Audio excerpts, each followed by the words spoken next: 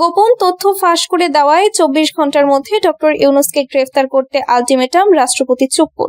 বাংলাদেশের রাজনৈতিক অঙ্গনে আজ সবচেয়ে বড় ঝড় উঠেছে। রাষ্ট্রপতি মোহাম্মদ শাহাবুদ্দিন, যিনি চপ্পু নামে সর্বজন পরিচিত, তার বিস্ফোরক সাক্ষাৎকারের মাত্র 24 ঘন্টার মধ্যেই সাবেক অন্তর্বর্তীকালীন সরকারের প্রধান উপদেষ্টা নোবেল বিজয়ী ডক্টর মোহাম্মদ ইউনূসকে গ্রেফতারের জন্য কঠিন আলটিমেটাম দিয়েছেন। রাষ্ট্রপতি দাবি করেছেন যে ডক্টর ইউনূসের নেতৃত্বাধীন অন্তর্বর্তীকালীন সরকারের সময়ে তার বিরুদ্ধে চলা ষড়যন্ত্রের গোপন তথ্য ফাঁস হয়ে যাওয়ায় এখন আর কোনো ছাড় দেওয়া যাবে না।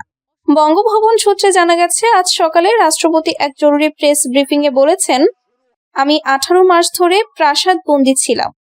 আমার বিদেশ সফর আটকে দেওয়া হয়েছে, চিকিৎসা করতে দেওয়া হয়নি, এমনকি ঈদের নামাজ পড়তে যাওয়াও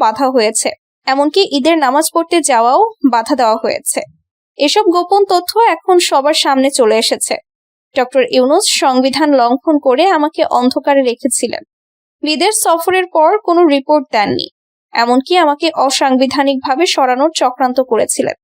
এখন আর সময় নেই। 24 ঘন্টার মধ্যে তাকে গ্রেফতার না করলে আমি নিজেই আইনি পদক্ষেপ নেব। রাষ্ট্রপতির এই ঘোষণা দেশজুড়ে তোলপাড় সৃষ্টি করেছে।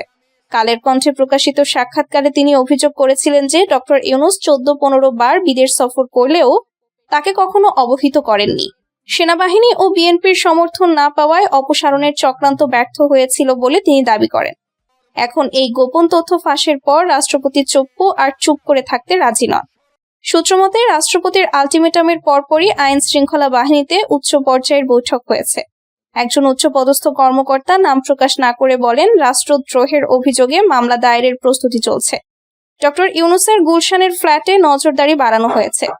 যদি 24 ঘন্টার মধ্যে আত্মসমর্পণ না করেন তাহলে গ্রেফতার অভিযান চালানো হবে। এদিকে বিএনপি নেতৃত্বাধীন নতুন সরকারের মন্ত্রীদের মধ্যে মিশ্র প্রতিক্রিয়া দেখা যাচ্ছে। একজন মন্ত্রী বলেন, রাষ্ট্রপতির অভিযোগ গুরুতর। আমরা সংবিধান রক্ষায় অটল, কিন্তু আইনি প্রক্রিয়া অনুসরণ করতে হবে।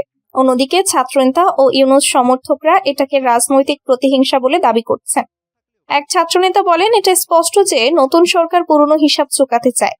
ডক্টর ইউনূস দেশের জন্য অনেক করেছেন, এখন তাকে হয়রানি করা হচ্ছে। ডক্টর ইউনূসের পক্ষ থেকে এখনো কোনো আনুষ্ঠানিক প্রতিক্রিয়া আসেনি, তবে তার ঘনিষ্ঠ সূত্র জানিয়েছে তিনি নিরিবিলিতে আছেন এবং আইনি পরামর্শ নিচ্ছেন। এসব অভিযোগ ভিত্তিহীন।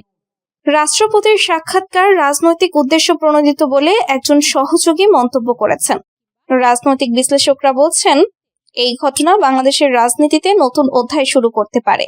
রাষ্ট্রপতি চপ্পুর এই কঠোর অবস্থান বিএনপি সরকারের সাথে তার সম্পর্ককে আরো শক্তিশালী করেছে বলে মনে করা হচ্ছে। এক বিশ্লেষক বলেন, এটা শুধু ব্যক্তিগত অভিযোগ নয়, এটা সংবিধান রক্ষার লড়াই। যদি গ্রেফতার হয় তাহলে দেশে বড় আন্দোলন হতে পারে। হাজার হাজার মানুষ এই পক্ষে মতামত দিচ্ছেন। রাষ্ট্রপতির সমর্থকরা বলছেন, চপ্পু ভাই সাহসী, সত্য ফাঁস করে দিয়েছেন। অন্যদিকে ইউনূস সমর্থকরা বলছেন, এটা ষড়যন্ত্র। নোবেল বিজয়ীকে এভাবে অপমান করা যায় না। আগামী 24 ঘন্টা বাংলাদেশের জন্য অত্যন্ত গুরুত্বপূর্ণ। রাষ্ট্রপতির আলটিমেটামের পর কি হয় সেটাই এখন সবার নজরে। দেশের আইন শৃঙ্খলা পরিস্থিতি স্বাভাবিক রাখতে পুলিশ ও র্যাবকে সতর্ক অবস্থানে রাখা হয়েছে। রাষ্ট্রপতি শাহাবুদ্দিন চপ্পুর কঠোর আলটিমেটাম দেশকে নতুন সংকটের মুখে ঠেলে দিয়েছে। ডক্টর ইউনূসের গ্রেফতার হলে রাজনৈতিক অস্থিরতা বাড়বে, আন্দোলন ছড়িয়ে পড়তে পারে। সংবিধান রক্ষা ও ব্যক্তিগত প্রতিহিংসার মাঝে ভারসাম্য না রাখলে বাংলাদেশের গণতান্ত্রিক ভবিষ্যৎ হুমকির মুখে পড়বে। বিএনপি প্রতিহিংসা নয়, বহুদলীয় গণতন্ত্রে বিশ্বাস করে, জানালেন ডক্টর মঈন। বিএনপি প্রতিহিংসার রাজনীতি নয়, বরং বহুদলীয় ও সংসদীয় গণতন্ত্রে বিশ্বাসী বলে মন্তব্য করেছেন দলটির স্থায়ী কমিটির সদস্য ডক্টর আব্দুল মঈন খান।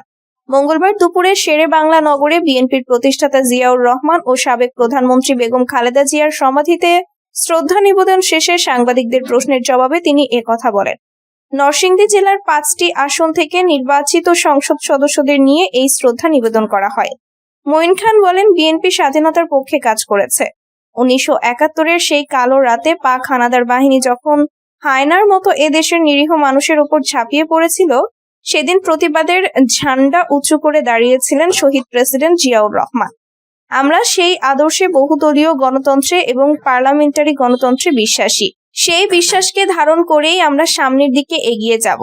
আওয়ামী লীগ বিভিন্ন জায়গায় অফিস খুলছে এবং গণহত্যাকারীরা দেশে ফিরছে, এমন প্রশ্নের জবাবে তিনি বলেন, বিএনপি একদলীয় বাকশাল শাসনে বিশ্বাস করে না, যা আওয়ামী লীগ জগদ্দল পাথরের মতো বাংলাদেশের উপর চাপিয়ে দিয়েছিল। বিএনপি জনগণের শক্তিতে বিশ্বাস করে। বিএনপি এই জ্যেষ্ঠ নেতা আরো বলেন, আমরা স্পষ্ট ভাষায় জানিয়ে দিতে চাই, বিএনপি একটি উদারনৈতিক রাজনৈতিক দল। আমরা সবাইকে নিয়ে রাজনীতি করি। আমরা প্রতিহিংসার রাজনীতিতে বিশ্বাস করি না। এটা আমাদের নেতা তারেক রহমান বারবার বলেছেন। তিনি আরো বলেছেন যে আমরা আইনের শাসনে বিশ্বাসী। 2024 সালের গণ অভ্যুত্থানের প্রসঙ্গ টেনে মঈন খান বলেন, বাংলাদেশের গণতন্ত্র আমরা বারবার ফিরিয়ে এনেছি। 2024 সালের 5ই আগস্ট ছাত্র জনতার যে বিপ্লব হয়েছে, তারই ধারাবাহিকতায় আমরা বাংলাদেশে গণতন্ত্র ফিরিয়ে এনেছি। এই গণতন্ত্র এবং বাংলাদেশের স্বাধীনতা আমরা রক্ষা করব। ঢাকা দক্ষিণে এবার মেয়র পদে নির্বাচনের ঘোষণা বিএনপির আরেক নেতার।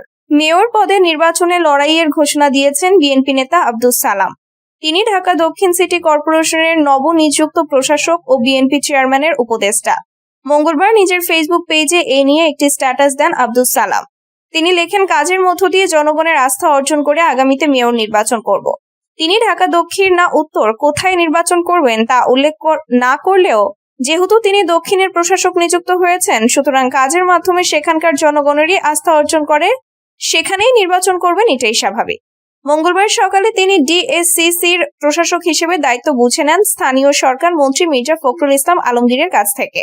এর আগে সোমবার ঢাকা দক্ষিণ সিটিতে মেয়র পদে নির্বাচন করার ঘোষণা দিয়েছেন ঢাকা 6 আসনের সংসদ সদস্য ও মুক্তিযুদ্ধ বিষয়ক প্রতিমন্ত্রী মোহাম্মদ ইশরাক হোসেন। স্ত্রী সহ র্যাবের সাবেক ডিজির 10 ব্যাংক হিসাব অবরুদ্ধ। অবৈধ সম্পদ অর্জন ও অর্থ পাচারের অভিযোগে র্যাবের সাবেক মহাপরিচালক ও অতিরিক্ত পুলিশ মহাপরিদর্শক মোহাম্মদ হারুনুর রশিদ এবং তার স্ত্রী ফাতেহা পারভীন লুনার নামে থাকা ব্যাংক হিসাব ও সঞ্চয়পত্র অবরুদ্ধের আদেশ দিয়েছে আদালত। মঙ্গলবার ঢাকা মহানগর জ্যেষ্ঠ বিশেষ জজ আদালতের বিচারক মোহাম্মদ সাব্বির ফয়েজ এ আদেশ দেন। দুর্নীতি দমন কমিশনের আবেদনের পর আদালত এ নির্দেশনা দেন। বিষয়টি নিশ্চিত করেছেন ঢাকা মহানগর দায়রা জজ আদালতের বেঞ্চ সহকারী মোহাম্মদ রিয়াজ হোসেন। দুদকের আবেদনে বলা হয়, তাদের বিরুদ্ধে 1000 কোটি টাকার অবৈধ সম্পদ অর্জন ও অর্থ পাচারের অভিযোগ অনুসন্ধানাধীন। আয়ের উৎসের সঙ্গে অসঙ্গতিপূর্ণ বিপুল অস্থাবর সম্পদের তথ্য পাওয়ায় এবং সম্পদ অন্যত্র ছড়িয়ে ফেলার আশঙ্কায় ওয়ান ব্যাংকের বিভিন্ন মেয়াদি আমানত ও জাতীয় সঞ্চয় অধিদপ্তরের সঞ্চয়পত্র সহ প্রায় 64 লাখ টাকার অধিক সম্পদ অবরুদ্ধের আবেদন করা হয়। বিএনপি চাইলে থাকবো, না চাইলে সম্মানজনকভাবে সরে যাব। ক্ষমতাসীন বিএনপি যদি চায় তাহলে তিনি থাকবেন, আর বিএনপি যদি না চায় তাহলে তিনি সম্মানজনকভাবে সরে যাবেন বলে মন্তব্য করেছেন রাষ্ট্রপতি মোহাম্মদ শাহাবুদ্দিন। শুক্রবার রাতে বঙ্গভবনে দৈনিক কালের কণ্ঠকে দেওয়া সাক্ষাৎকারে তিনি এই মন্তব্য করেন। সোমবার সাক্ষাৎকারটির প্রথম পর্ব প্রকাশের পর আজ মঙ্গলবার শেষ অংশ প্রকাশিত হয়েছে। রাষ্ট্রপতি পরিবর্তন এবং বিদেশি গণমাধ্যমে রাষ্ট্রপতির নির্বাচনের পর আর এখানে থাকতে চান না এমন মন্তব্যের বিষয়ে জানতে চাইলে তিনি বলেন, এই বক্তব্যটি অন্যভাবে ব্যাখ্যা করা হচ্ছে। আমি যেভাবে বলেছি সেটি সেই প্রেক্ষাপটেই বোঝা দরকার। গত 18 মাসে ওই সরকার আমাকে যেরকম মানসিকভাবে চাপ দিয়েছে, নানা ঘটনায় আমাকে অপমানিত করা হয়েছে, সে কারণে আমার মনে এক ধরনের ক্ষোভ জন্মেছিল। তখনই আমি বলেছিলাম, এভাবে রাষ্ট্রপতি থাকা যায় না, চলে যেতে ইচ্ছা করে।